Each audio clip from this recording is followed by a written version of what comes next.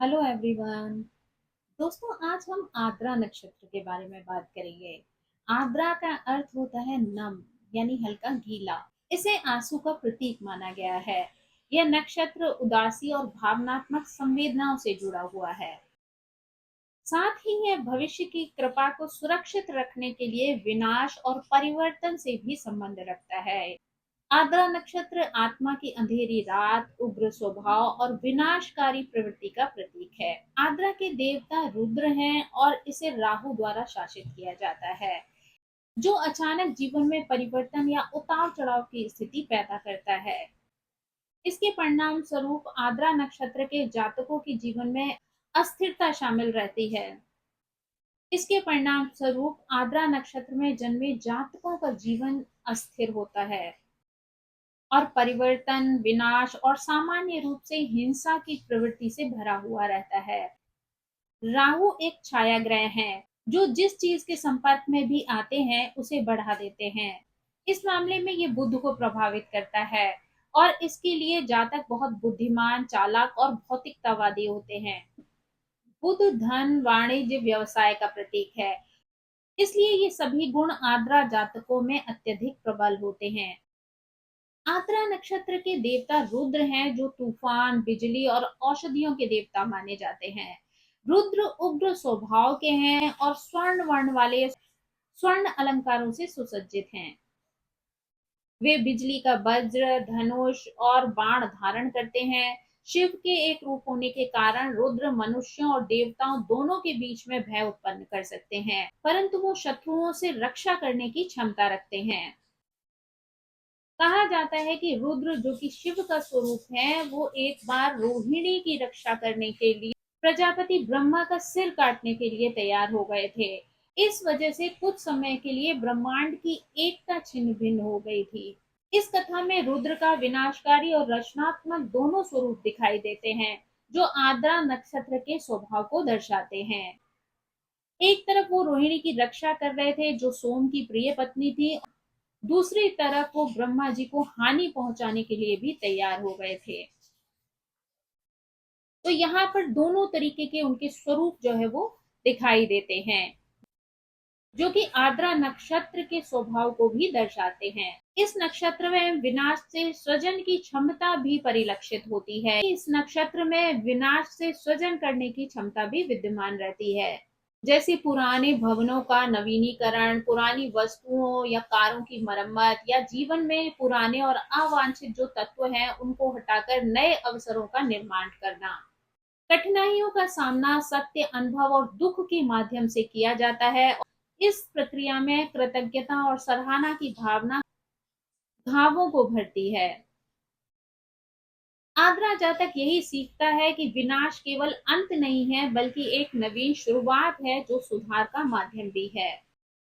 राहु एक अत्यंत अशुभ और जुनूनी ग्रह है, इसलिए इन लोगों में बुद्ध का नकारात्मक पक्ष भी कई बार बढ़ जाता है। आद्रा नक्षत्र का प्रतीक आंसू की बूंद है, जो ये दर्शाता है कि इस नक्षत्र से जुड़े हुए लोगों के जीवन में दुख भी शामिल होते हैं। राहु को अंततः एक अशुभ ग्रह माना जाता है और आद्रा के देवता रुद्र का प्रभाव सुनिश्चित करता है। जातक के विचारों और कर्मों के कारण कई बार विनाश की स्थिति उत्पन्न हो जाती है, लेकिन इस नक्षत्र का उद्देश्य अंततः जातक को उनके बेहतर स्वभाव की ओर रूपांतरित करना है। पहले पुराने और भ्रष्ट स्वभाव को नष्ट करना है, उसके पश्चात एक नवीनता को जन्म देना है। इस नक्षत्र के जातक कभी कभी दूसरों को कष्ट पहुंचाते हैं। ये लोग चालाक हो सकते हैं, साहसी होते हैं और मेहनती होते हैं, और अक्सर शारीरिक श्रम, खेल, चुनौतीपूर्ण कार्यों में अच्छा प्रदर्शन करते हैं। आद्रा नक्षत्र मेल मिलाप और अलगाव दोनों से जुड़ा हुआ है, इसलिए कभी रिश्तों में सामंजस्य पैदा कर देता है और कभी कभी संघर्ष और अलगाव की स्थिति बना देता है। यह नक्षत्र शल्य क्रिया, रसायन और विज्ञान से संबंधित क्षेत्रों का भी संकेत देता है। स्वभाव में ये कभी कभी घृणित या कामुक रुचियां भी रखता है, ऊंचाई या लक्ष्य की ओर देखने की प्रवृत्ति रखता है और सामान्य दृष्टि का प्रतिनिधित्व करता है। इसका प्रतीक ध्वज, छत्र और किला है। जो शक्ति, सुरक्षा और नेतृत्व के गुणों को दर्शाता है। कुल मिलाकर आर्द्रा नक्षत्र वाले लोग संवेदनशील होते हैं, बुद्धिमान होते हैं और कभी-कभी तीव्र स्वभाव वाले जातक बन जाते हैं। यानी ये जीवन में जो है वो खुशियां लेकर भी आ सकते हैं और कभी-कभी भयानक विनाशकारी बदलाव भी ला सकते हैं। यानी अगर सामान्य रूप से कहें तो ये जीवन में चुनौतियां और अवसर दोनों का ही सामना करवाते हैं। जिन लोगों का जन्म आर्द्रा नक्षत्र में होता है, उनका मन बहुत ज़्यादा चंचल होता है, यानी ये अस्थिर मन वाले होते हैं। ये लोग चालाक वक्ता होते हैं और दूसरों का धन चुराने की प्रवृत्ति भी रख सकते हैं। ये लोग आत्मसम्मान भी रखते हैं। ये दीर्घायु होते हैं और उनके पास शाही धन होता है। यह व्यक्ति वर्ग शिकारियों और जानवरों को मारने का भी प्रतिनिधित्व करता है। यह नक्षत्र यह संकेत कर सकता है कि व्यक्ति दूसरों को कष्ट देता है, दूसरों के दुख के लिए संवेदनशील भी होता है। यानी खुद ही जो है वो किसी को कष्ट भी दे सकता है और साथ ही उसके दुख को निवारण करने की कोशिश भी कर सकता है। अगर ये नक्षत्र लग्न में होता है तो व्यक्ति गर्वीला, दीर्घायु, सरकारी धन प्राप्त करने वाला, कम संतान वाला, दूसरों की चीजों को चुराने वाला, चालाकी भरी वाणी वाला और अस्थिर मन वाला होता है। इसका शरीर मजबूत होता है और आमतौर पर यह व्यक्ति कोई एथलीट हो सकता है, साथ ही शारीरिक श्रम करने वाला व्यक्ति होता है। लेकिन कई बार ये बौद्धिक कार्यों के लिए उपयुक्त नहीं होता है, क्योंकि अगर ये अपनी बुद्धि का पॉजिटिव साइड लगाता है तो ये कार्यों को बहुत ऊंचाई पर ले जा सकता है। लेकिन कहीं पर भी ये अगर निगेटिव बुद्धि का इस्तेमाल कर लेता है तो ये चीजों का जो है वो विनाश कर सकता है, अंत कर सकता है या उनकी वजह से समस्याएं पैदा कर सकता है। सामान्यतः देखा जाता है ऐसा व्यक्ति कपटी, आलोचनात्मक और अच्छी स्मृति वाला होता है। जब चंद्रमा आर्द्रा नक्षत्र में होता है तो व्यक्ति विश्वासघाती हो सकता है, अभिमानी होता है, कृतघ्न होता है, शरारती होता है और कई बार पापी होता है। यानी ऐसे घृणित कार्यों को करने के लिए प्रेरित हो जाता है जो समाज के द्वारा मान्य नहीं होते हैं। आर्द्रा कई बार चोरों, ठगों, क्रूर और व्यभिचारी पुरुषों, झूठे लोगों और शिकारियों का भी प्रतिनिधित्व करता है, जो कि दूसरों को मारते हैं और अव्यवस्था फैलाते हैं।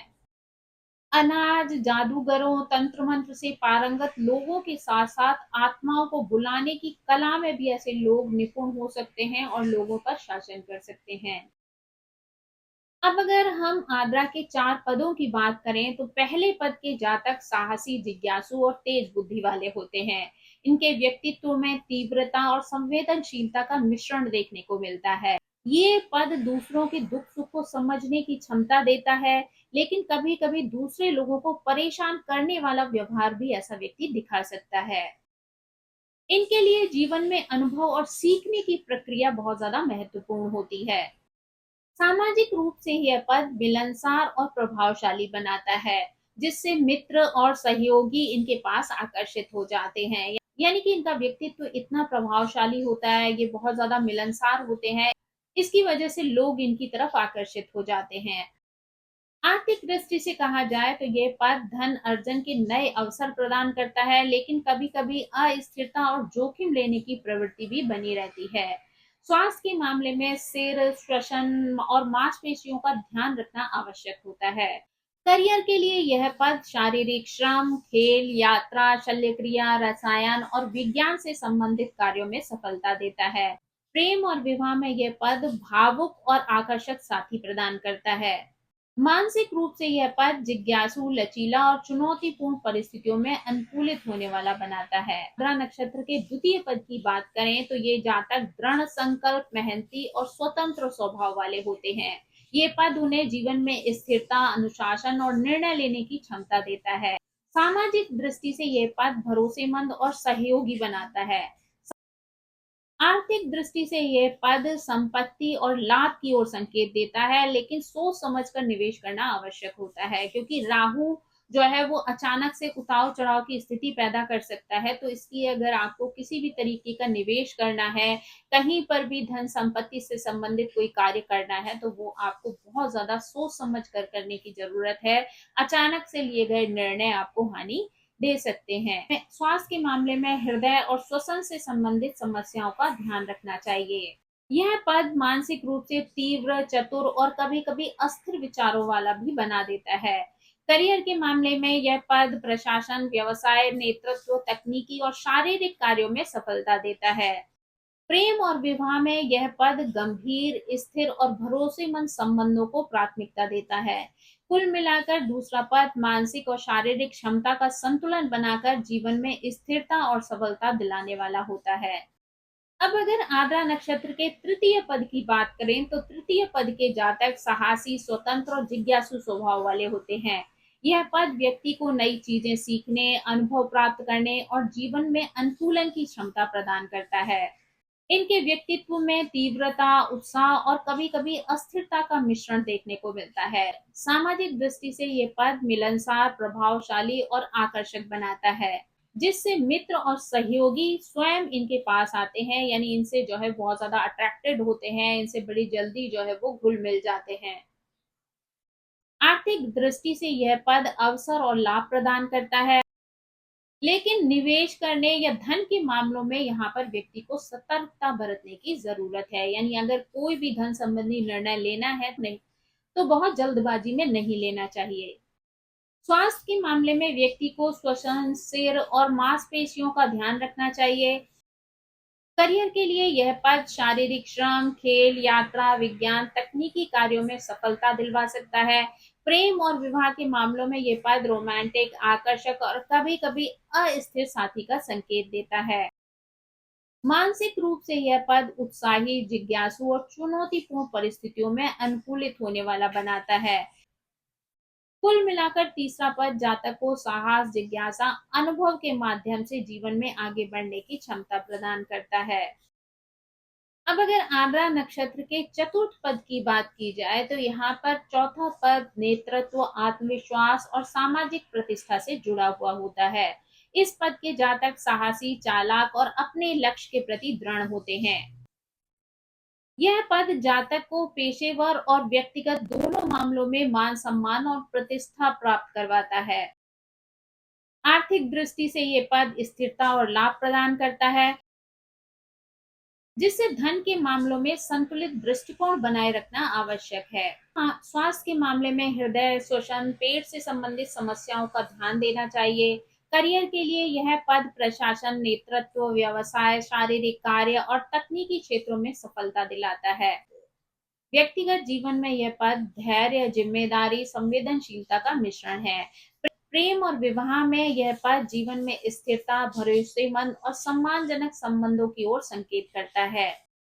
मानसिक दृष्टि से यह पद निर्णय लेने की योजना बनाने और समस्याओं का समाधान करने की क्षमता को मजबूत करता है। कुल मिलाकर अगर कहा जाए तो चौथा पद जातकों के जीवन में स्थिरता, सफलता और सामाजिक प्रतिष्ठा दिलाने वाला होता है। आद्रा नक्षत्र में करने के लिए कौन से कार्य व्यक्ति के लिए शुभ है, कौन से अशुभ है, इस बात की जानकारी करना भी जरूरी हो जाता है। यानी कौन से कार्य हमें आद्रा नक्षत्र में करने चाहिए और कौन से कार्यों को हमें वहां से छोड़ देना चाहिए। तो अगर हम शुभ कार्यों की बात करें तो आद्रा नक्षत्र में जन्म लेने वाले व्यक्तियों के लिए उन कार्यों में शुभता होती है जो उनके पेशे, व्यवसाय और जिम्मेदारियों से संबंधित होते हैं।